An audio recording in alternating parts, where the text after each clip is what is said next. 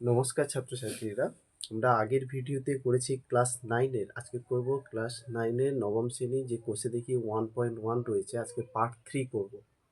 এই পার্ট 3-তে আমরা করব যে 7, 8, 9 অর্থাৎ 7, 8, 9 দাগের গণিতগুলো। যারা আগের ভিডিওটা দেখোনি তারা প্লেলিস্টে যাও, গিয়ে দেখতে পাবে যে 1 থেকে 6 পর্যন্ত সমস্ত গণিতগুলো রয়েছে। যদি কারো ভালো লাগে তাহলে সাবস্ক্রাইবও করতে পারো, লাইক, কমেন্ট, শেয়ার এগুলো অবশ্যই করো।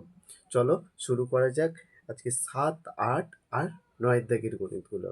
7-এর দাগে, এই 7-এর দাগে দেওয়া ছিল প্রশ্নটা 1-এর 5 ও 1-এর 4-এর মধ্যে 3টি মূলদ সংখ্যা লিখতে হবে।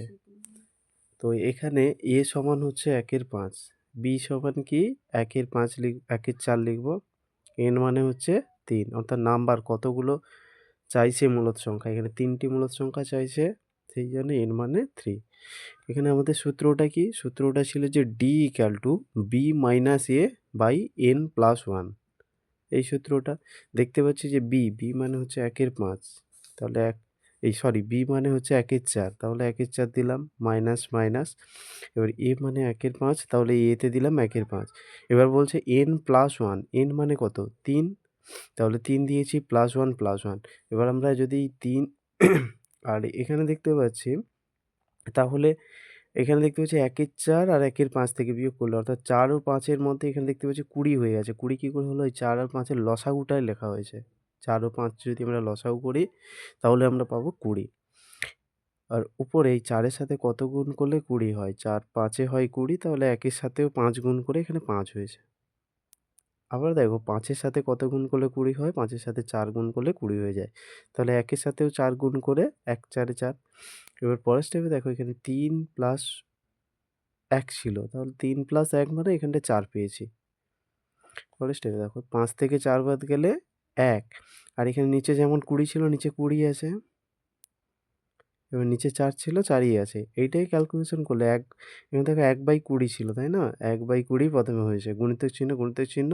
এখানে শুধু 4 ছিল, এটা কিন্তু ভাগ, ডিভাইডেড আছে, শুধু 4 ছিল, এখানে যখন উল্টে দেবো তখন হয়ে যাবে 1/4। এবার দেখতে পেলাম 1 একে কত হয়? 1, আর এখানে দেখতে পাচ্ছি 20 4-এ 80, অর্থাৎ 1/80 হচ্ছে এই ভগ্নাংশটা করে ডির মানটা পেলাম। তো আমাকে 3টি মূলদ সংখ্যা বের করতে বলেছে। 3টি মূলদ সংখ্যা বের করব কি করে? 3টি মূলদ সংখ্যা বের করানোর ক্ষেত্রে আমাকে করতে হবে a plus D, a plus 2d, a plus 3d। এইরকম যদি করি, তোমরা আগের ভিডিওগুলোতে দেখবে সেম ভিডিও হয়েছে। তাহলে a প্লাস ডি বলতে এখানে 1/5 প্লাস ডি মানে আমরা কত পেয়েছি? ডি মানে 1/80 পেয়েছি। তাহলে 1/80, তাহলে 1-এর 5 প্লাস 1/80, এটা ক্যালকুলেশন করলে 5 আর 80। এটার মধ্যে তাহলে আমরা প্রথমত দেখতে পেলাম যে 3টি মূলদ সংখ্যা যথাক্রমে a plus D, a plus 2d, a plus 3d। এখান থেকে a মানে কত আমরা জানি, a মানে হচ্ছে 1-এর 5। দেখো 1-এর 5ই বসানো হয়েছে, প্লাস প্লাস। এরপরে পেলাম কত? 1-এর 80। 1-এর 80 কার মান? এই ডির মান। ডির মানটা একটু আগে ক্যালকুলেশন করে এখান থেকে পেয়েছি। তার মানে এখানে হচ্ছে সেই ডিটা বসানো হয়েছে। এরপরে দেখো এই সমান, এটাই যদি ক্যালকুলেশন করি আমরা কত পাবো? এখানে দেখো 5 আর 80, লসাগু করলে পাবো 80। লসাগু, এর দুজনের লসাগু হচ্ছে 80। এবার 16 5-এ হয় 80, তাহলে এই 5-এর সাথে 16 গুণ করলে মিলে যেত, 80 হয়ে যেত। তাহলে 1-এর সাথেও 16 গুণ করতে হবে, তাহলে মিলে যাবে। সেই জন্যে এখানে দেখো 1-এর সাথে 16 গুণ করে 16 হয়েছে, প্লাসে সোজা প্লাস। এবার 80 একে হয় 80, তাহলে একে 1, 80 একে হয় 80, 1 একে 1, এটাই। তাহলে নিচে উপরে দেখতে পাচ্ছি 16 প্লাস 1 মানে কত হবে? 17, নিচে শুধু 80 মানে 80, তাহলে 17/80। পরেরটা তোমরা এবার সেম ক্যালকুলেশন করবে, পাবে 18/80, 19/80। এইটাকে কি করতে হবে? সংখ্যা রেখায় বসাতে হবে। সংখ্যা রেখায় বসানোর ক্ষেত্রে আমাদের প্রথম কাজ হচ্ছে 0 কেটে নেব, 0 0। এবার দেখো এইগুলো সম্পূর্ণগুলো 0 পয়েন্ট সামথিং হবে, কারণ সম্পূর্ণ দেখতে পাচ্ছ এটা হচ্ছে একটা প্রকৃত ভগ্নাংশ। নিচের হরটা বড়, লবটা ছোট, তার মানে এগুলো প্রকৃত ভগ্নাংশ। এই প্রকৃত ভগ্নাংশের ক্ষেত্রে সাধারণত 0 আগে হয়, অর্থাৎ 0 থেকে বাম দিকে হবে এইরকম। তাহলে 0 1 2 3 এইভাবে সংখ্যা রেখাগুলোকে কাটানো হয়েছে। এবার বাম দিকের ক্ষেত্রে দেখি, বাম দিকে যদি করি, বাম দিকের ক্ষেত্রে দেখবে এখানে 0 ছিল, যেমন 0 আছে, এখানে -1 -2 কাটবে। তার মধ্যে এখানে 3টে ঘর তোমাকে অনুমান করে কাটতে হবে, যেটা হচ্ছে 17/80, 18/80, 80টা ভাগের মধ্যে 19 বাই 80 এইভাবে লিখবে। মোট কথা এখানে 80টা দাগ করার দরকার নেই, এইভাবেই তোমরা করবে। আসো নেক্সট দাগের 8 দাগের গণিতে। আজকে আমরা করব 7, 8 আর 9। কোষে দেখি 1.1 এর পার্ট 3 চলছে, এটা হচ্ছে এর পার্ট 3, এটা হচ্ছে এর পার্ট 3। এই পার্ট 3 ভিডিওটা এটা হচ্ছে। এবার হচ্ছে 8 দাগে। 8 দাগে আমরা দেখতে পাচ্ছি, দেখো ভালো করে, যে প্রশ্নটা ছিল যে পূর্ণ সংখ্যার যোগ, বিয়োগ, গুণ আর ভাগ করলে সেগুলো কি অ্যাকচুয়ালি পূর্ণ সংখ্যা হবে? দেখা যায়। পূর্ণ সংখ্যার যোগ, পূর্ণ সংখ্যা বলতে কি? পূর্ণ সংখ্যা বলতে আমি তোমাদের আরেকবার দেখিয়ে দিই। পূর্ণ সংখ্যা বলতে এখানে দেখো, পূর্ণ সংখ্যা এইগুলো, পূর্ণ সংখ্যা যাকে জেড দিয়ে প্রকাশ করা হয়, বুঝে গেল? আচ্ছা, পূর্ণ সংখ্যা হচ্ছে জেড দিয়ে প্রকাশ করা হয়। এবারে এইগুলো কি জিরো হতে পারে, মাইনাসও হতে পারে, আবার প্লাসও হতে পারে। এগুলো হচ্ছে পূর্ণ সংখ্যা। মাইনাসে বলতে -1, -2, -3 এগুলো হতে পারে, আবার জিরো হতে পারে, এগুলো পূর্ণ সংখ্যা। 1, 2, 3 এগুলো হতে পারে। আর অখণ্ড সংখ্যা কি বললে? এগুলো দেখতে পাচ্ছ তোমরা, পুশ করে দেখে নেবে, বললে সময় যাবে। এটা হচ্ছে মূলদ সংখ্যাকে কিউ দিয়ে প্রকাশ করা হয়, তা আগেই বলা হয়েছে। তাহলে জেড দিয়ে প্রকাশ করা হচ্ছে, তার মানে এইগুলো হচ্ছে পূর্ণ সংখ্যা হতে পারে কিনা, অর্থাৎ মাইনাস হতে পারে কিনা, বা জিরো হতে পারে না কিনা, বা 1, 2, 3 হতে পারে কিনা, মানে এইরকম পজিটিভ চিহ্ন দিয়ে হতে পারে কিনা। আসো দেখা যায়।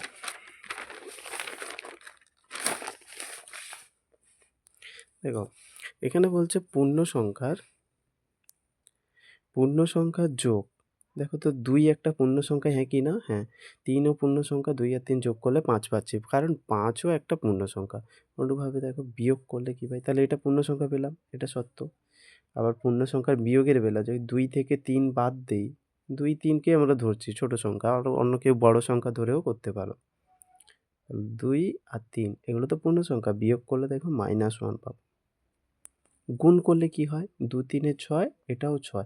তার মানে এইগুলো সব কিন্তু পূর্ণ সংখ্যা। তাহলে এইগুলো সত্য, টি বলে লেখা হয়েছে, সবগুলো একবারেই লিখে দেওয়া হয়েছে।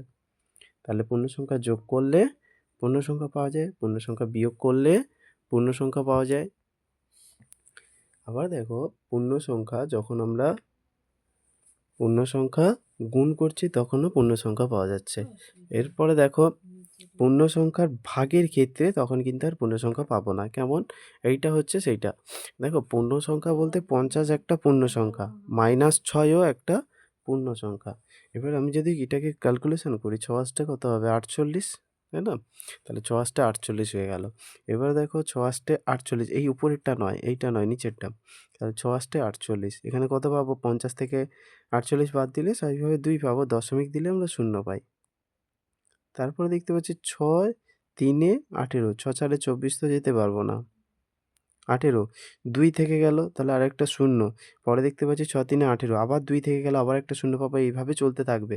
তো এইগুলো হচ্ছে পূর্ণ সংখ্যা নয়, এটাকে ভগ্নাংশ বলা হয়। দশমিক সংখ্যা পাচ্ছি, তাই না? তার মানে এটা হচ্ছে মিথ্যা, এটা কোনোদিন পূর্ণ সংখ্যা হবে না। তার মানে পূর্ণ সংখ্যা যোগের বেলা পূর্ণ সংখ্যা, বিয়োগের বেলা পূর্ণ সংখ্যা, গুণের বেলা পূর্ণ সংখ্যা, কিন্তু ভাগের বেলা আমরা পূর্ণ সংখ্যা পাচ্ছি না। আসুন নেক্সট দাগের গুণ। এরপরে 9 দাগের গুণটাতে রয়েছে মূলদ সংখ্যার যোগ। আচ্ছা, মূলদ সংখ্যা, আমরা যদি মূলদ সংখ্যা এইরকম p/q আকারে লেখা হয় না, যাকে কিউ দিয়ে কিন্তু প্রকাশ করা হয়। আমরা যদি দেখি এখানে দেখো ভালো করে, স্বাভাবিক সংখ্যাকে n দিয়ে, অখণ্ড সংখ্যাকে w দিয়ে, পূর্ণ সংখ্যাকে z দিয়ে, মূলদ সংখ্যাকে কিউ দিয়ে বলা হয়। এবার বলো এখানে দেখো, সেইটাকে আমি প্রকাশ করেছি এখানে।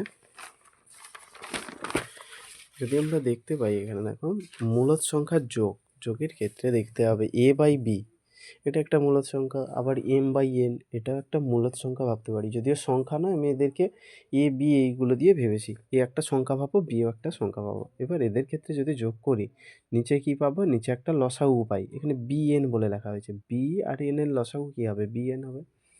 এবার a আর m আছে, এবার এই b এর সাথে কি গুণ করলে এইটা মিলে যাবে? n গুণ করলে মিলে যাবে। ভালো করে খেয়াল করো, b এর সাথে n গুণ করলে এটা bn হবে। এবার এইখানে বি আর এন পেয়ে গেলাম, তাহলে এখানে বি এর সাথে এন গুণ করলে তাহলে এর সাথেও এন গুণ করতে হবে, তাই জন্য এন হয়েছে প্লাস প্লাস। এবার দেখো এখানে শুধু এম ছিল, এই এন এর সাথে কি গুণ করলে এই বি এন হয়ে যাবে বি, তাহলে এম এর সাথেও বি গুণ করতে হবে, তাহলে সেই জন্য বি এন হয়েছে। আর এটাকে যখন করব এটা হচ্ছে ক্যালকুলেশন করলে এটা হচ্ছে মূলদ সংখ্যা, তোমরা একটি সংখ্যা দিয়েও যোগ করো সেই একই মূলদ সংখ্যাই বেরোবে। নেক্সট আসো, মূলদ সংখ্যার বিয়োগের বেলাও পাবো মূলদ সংখ্যা, যেমন তো ওটা পুশ করে দেখতে পারো, এ বাই বি একটা মূলদ সংখ্যা, এটা এম বাই এনও একটা মূলদ সংখ্যা পেলাম, তাহলে যোগের বেলা কি পেলাম মূলদ সংখ্যা। বুঝতে অসুবিধা হচ্ছে আমি জানি, কিন্তু তবুও বলছি প্র্যাকটিস করো, প্র্যাকটিস করলে তোমাদের মধ্যে ক্লিয়ার হয়ে যাবে। পরে দেখো এ বাই বি হচ্ছে একটা মূলদ সংখ্যা, ভাবো এম এন এটাও একটা মূলদ সংখ্যা। পরে যখন এখানে বি আর এন লসাগু করলাম এখানে পেলাম বি এন, বি আর এন এর লসাগু করে বি এন। উপরে দেখো এটাও সেম, বির সাথে কি গুণ করলে এখানে বি এন হবে, বির সাথে এন গুণ করলে, তাহলে এর সাথেও এন গুণ করে এন হয়েছে। এম এর সাথে কি গুণ করে বি গুণ করলে এটা মিলে যাবে, ভালো করে খেয়াল করো, তাহলে এম এর সাথে বি গুণ করতে হবে, উত্তরটা হচ্ছে বি এম। তার মানে এটাও একটা মূলদ সংখ্যা, এখানে কিউ দিয়ে লেখা হয়েছে, কিউ মানে কিউ হচ্ছে মূলদ সংখ্যার সাইন বা চিহ্ন, অর্থাৎ আমরা যেটা দিয়ে প্রকাশ করতে পারি, কিউ দিয়ে প্রকাশ করতে পারি। গুণের বেলাও আমরা বলছি না, গুণের বেলাও মূলদ সংখ্যা পাবো, কেমন এ বাই বি এম এন, এটা আর বলছি না, গুণিতক চিহ্ন দিলাম মাঝখানে গুণিতক চিহ্ন। এবার এ এম আর বি এম, তোমরা এটা 2 3 বলতে পারো, আর এটা 4 5 যদি লেখো এরকম করে দেখবে এটাও একটা মূলদ সংখ্যাই বেরোচ্ছে। মূলদ সংখ্যা বলতে কাকে বুঝি, যাকে পি বাই কিউ আকারে প্রকাশ করা যায়, এইভাবে আমরা লিখেছিলাম না, পি বাই কিউ আকারে, অর্থাৎ এটা কিউটা নট ইকাল টু জিরো, এই নিচেরটা কখনো জিরো হবে না, বুঝে গেল। আচ্ছা নেক্সট থাকে মূলদ সংখ্যার ভাগের বেলা, দেখো মূলদ সংখ্যাই পাওয়া যাচ্ছে, এ বাই বি এটা এম বাই এন, এইটাকে কীভাবে চেঞ্জ করা হয়েছে দেখো, এ বাই বি ঠিকই আছে, এই ভাগ চিহ্নটাকে জাস্ট উল্টে দেওয়া হয়েছে, গুণ চিহ্ন দিয়ে, এখানে এন নিচে ছিল এনটাকে উপরে, এমটা উপরে ছিল এমটা নিচে, যেহেতু এটার বিপরীত ওটা, এটা গুণটা ভাগের বিপরীত যদি গুণ হয় তাহলে আমাকে এইগুলো চেঞ্জ করতে হবে, সাইনগুলো চেঞ্জ করলাম। এবার দেখো এ এন, তাহলে A N B M B M, এটা কি, তাহলে মানে এটা আমরা কী সংখ্যা পাবো, মূলদ সংখ্যা। আগের দিন আমরা এখানে যদিও পার্ট 3 লেখা আছে, এটা পার্ট 3 না পার্ট 4 ভাববো, পরের দিন পার্ট 4 হবে। সবাই ততক্ষণ ভালো থাকো, সুস্থ থাকো।